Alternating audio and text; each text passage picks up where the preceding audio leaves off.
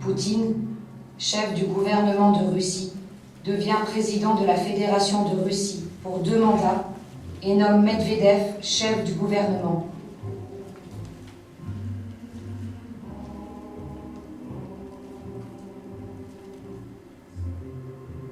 Octobre 2006, assassinat de la journaliste Anna Politkovskaya. 2008, Medvedev devient président de la Fédération et nomme Poutine chef du gouvernement. Décembre 2010, les élections présidentielles en Biélorussie, qui renouvellent le mandat présidentiel d'Alexandre Loukachenko, donnent lieu à une manifestation brutalement réprimée. 2011, première contestation du pouvoir de Poutine lors des élections législatives entachées de fraude massive. 2012, Poutine est réélu président de la République de Russie et nomme Medvedev à la tête du gouvernement.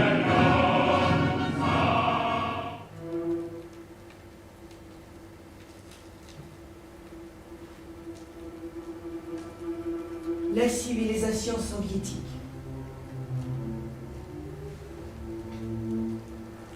Je me dépêche de consigner ces traces. Des visages que je connais bien. Je pose des questions, non sur le socialisme, mais sur l'amour, la jalousie, l'enfance, la vieillesse, sur la musique, les danses, les coupes de cheveux, sur les milliers de détails d'une vie qui a disparu. C'est la seule façon d'enserrer la catastrophe dans un cadre familier et d'essayer de raconter quelque chose, de deviner quelque chose. Je n'en finis pas de m'étonner de voir à quel point une vie humaine ordinaire est passionnante.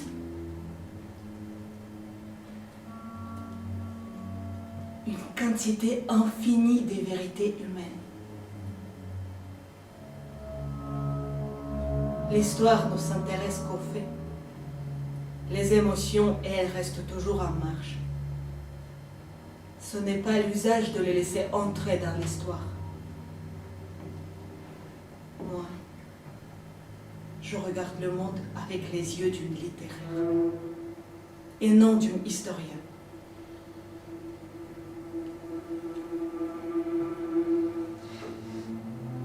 Je suis étonnée par l'être humain.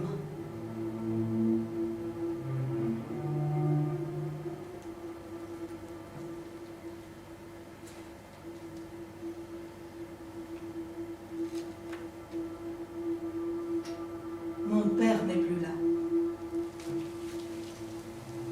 Et je ne peux terminer une conversation que j'ai eue avec lui. Il m'avait dit que pour eux, mourir à la guerre était plus facile que pour les jeunes gens peu aguerris qui se font aujourd'hui tuer en Tchétchénie. Dans les années 1940, ils sortaient d'un enfer pour entrer dans un autre.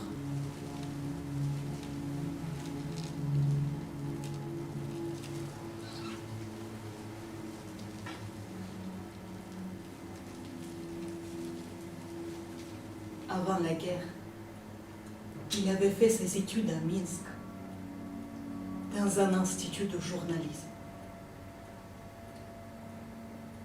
Il se souvenait que souvent, lorsqu'il revenait des vacances, il ne retrouvait pas un seul des professeurs qu'il connaissait.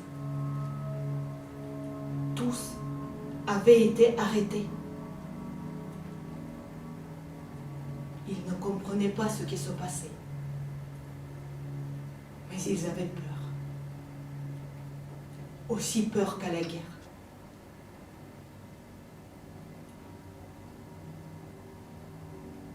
Je n'ai pas eu beaucoup de conversations à cœur ouvert avec mon père. Il me plaignait. Et moi, est-ce que je le plaignais?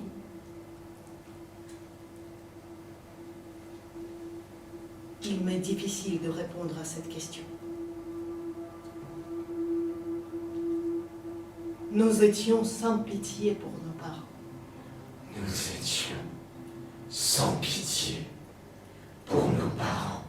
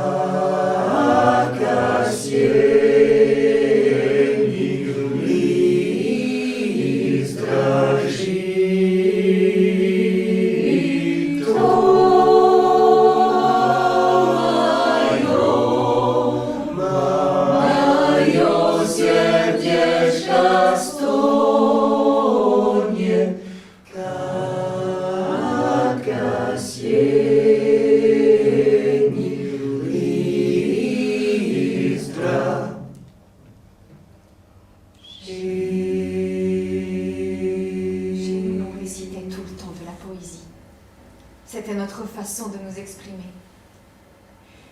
Mayakovsky, Svetlov.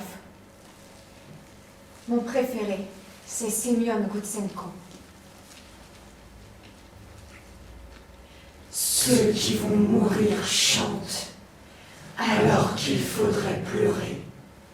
À la guerre, le plus terrible, c'est juste avant d'attaquer. Nous avons tous grandi là-dedans. L'art aime la mort, et notre art à nous tout particulièrement.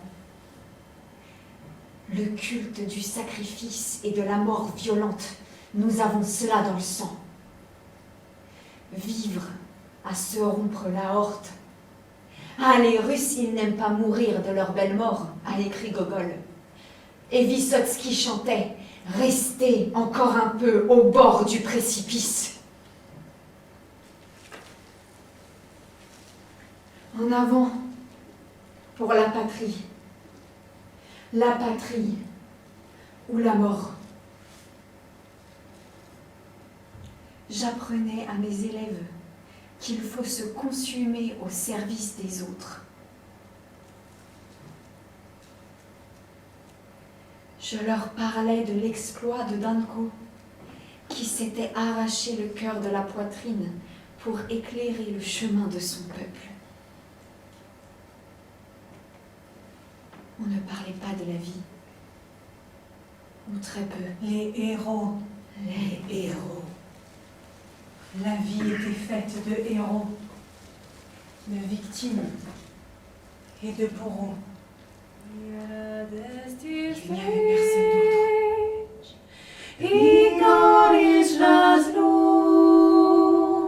Мы все испытали, Товарищ и друг, и там, где когда-то влюбленными шли, влюбленными шли. деревья теперь подросли, А годы летят, птицы летят, и никогда нам оглянуться On vivait dans une sorte de célébration perpétuelle de la guerre. Quand j'étais au jardin d'enfants, la maîtresse nous avait emmenés devant le monument à Marat Kazay, le héros pionnier. Regardez les enfants, disait-elle. C'est un jeune héros, il s'est fait exploser avec une grenade. et il a anéanti beaucoup de fascistes. Quand vous serez grand, vous devrez être comme lui. Nous aussi, il faudrait qu'on se fasse exploser avec une grenade. Il allait falloir que je meure. Je serai couché quelque part tout seul. Je serais couché quelque part tout seul. Je serais couché quelque part tout seul. Sans mon papa et ma maman. Et puisque je pleurais, cela voulait dire que je n'étais pas un héros. Que je n'étais pas un héros. J'en suis tombé malade.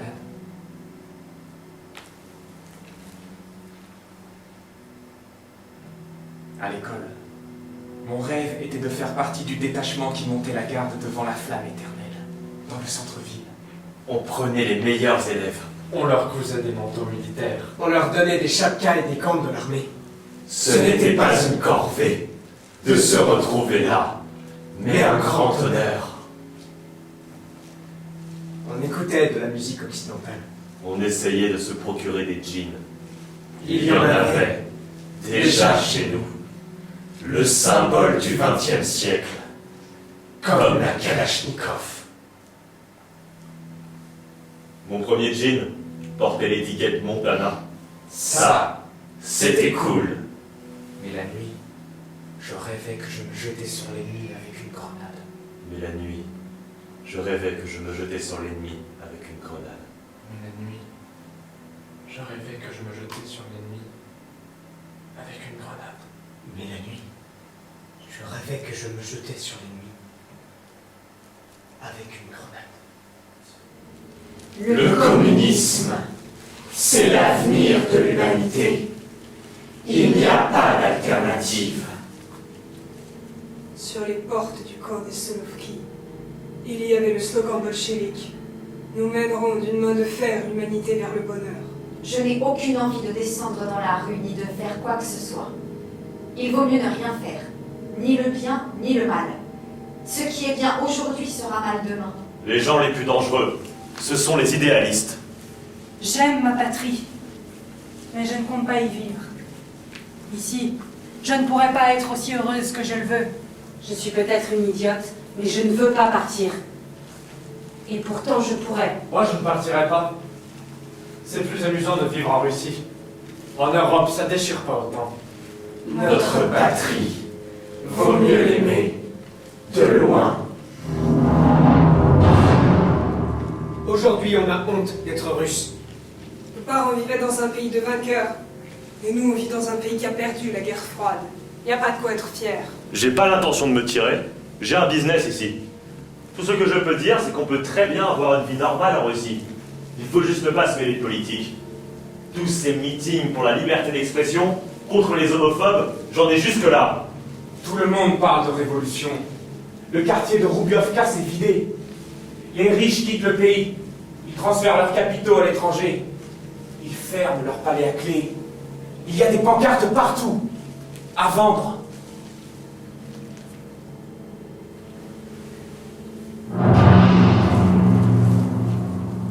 Ils sentent bien que le peuple est déterminé. Personne ne va rien lâcher de son plein gré. Et ce sont les Kalachnikov qui vont parler. Il y en a qui gueulent. La Russie derrière Poutine. La Russie derrière Poutine. Et d'autres. La Russie sans Poutine. La Russie sans Poutine.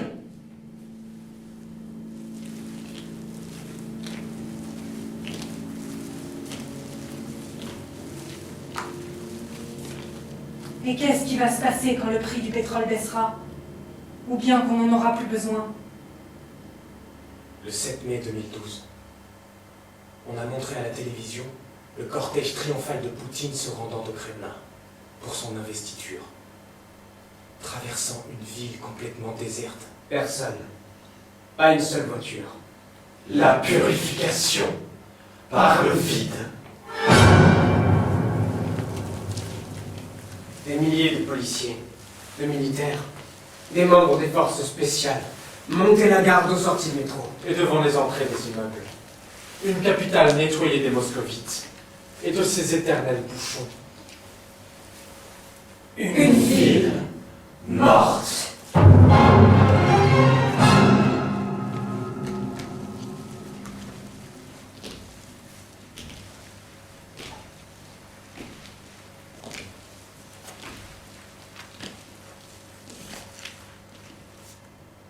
à propos de l'avenir.